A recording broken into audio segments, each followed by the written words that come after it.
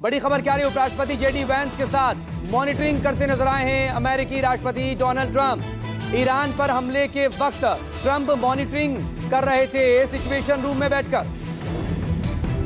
Iran पर हमले के वक्त ये देखिए तस्वीरें भी इस वक्त आपके सामने आ चुकी है न्यूज़ 24 पर।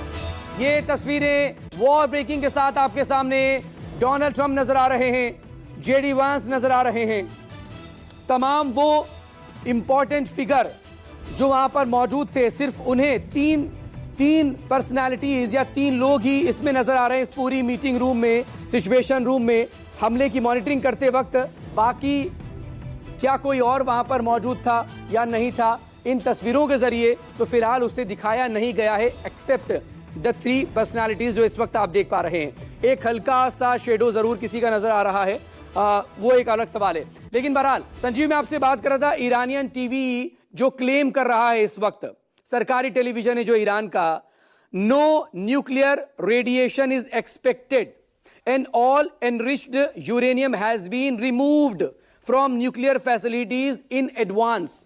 प्लीज संजीव, यानी कि पहले ही वहां से हटा दिया गया था एनरिच्ड यूरेनियम, लिहाजा रेडिएशन का खतरा नहीं है।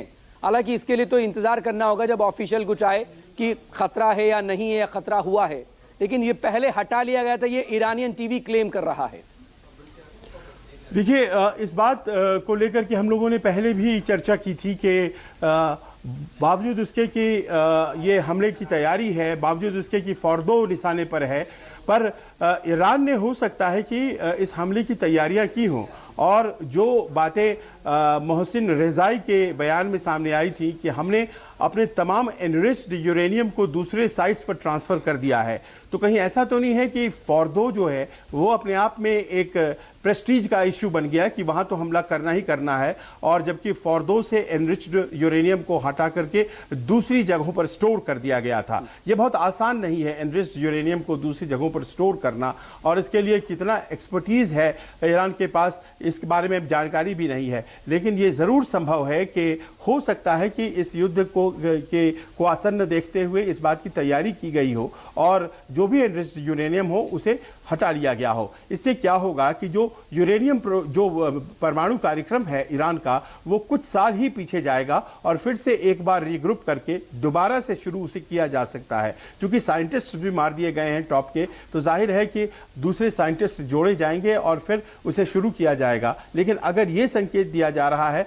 कि इसका नुकसान हमें फौरी तौर पर केवल बिल्डिंग के गिरने में और इंस्टॉलेशन के ध्वस्त होने में है, जो मूल बात है वो यूरेनियम एनरिच्ड जो है उसका कोई नुकसान नहीं हुआ है, तो ये एक बहुत बड़ी बात है। इसमें आधा प्रयास जो है अमेरिका का वो बेकार चला जाएगा। जी, और ये भी हो सकता है कि इस तरह से नैरेटिव सेट करने की कोशिश हो।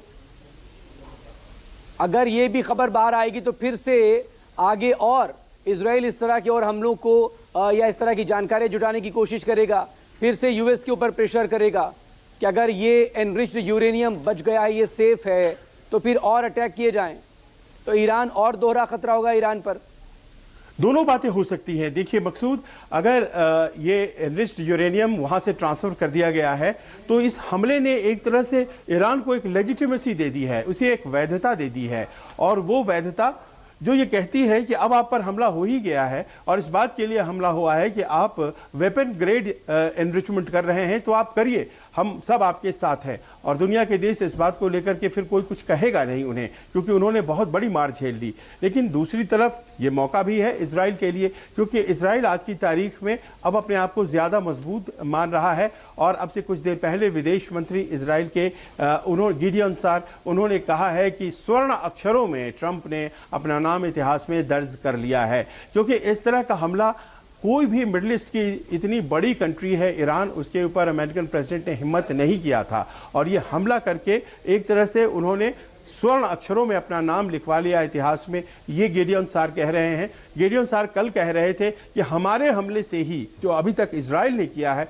उसी से कम 3 साल पीछे चला गया है परमाणु कार्यक्रम ईरान का है। और लेकिन कल रात की ये जो घटना हुई है कुछ घंटों पहले की, इसके बाद तो जाहिर है अगर हम इजरायली असेसमेंट के अनुसार चले कि बहुत पीछे चला गया होगा कार्यक्रम।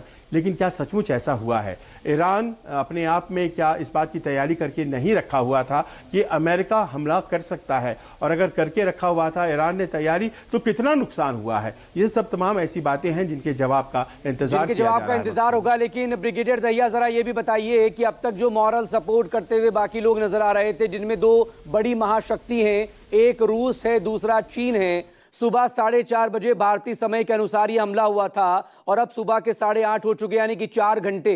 फिलहाल कोई रिएक्शन, पहला रिएक्शन अभी तक आया नहीं है किसी का। इवन ईरान की तरफ से भी इस बात को लेकर इंतजार किया जा रहा है कि वो ऑफिशियली क्या बताते हैं इस अटैक के बाद।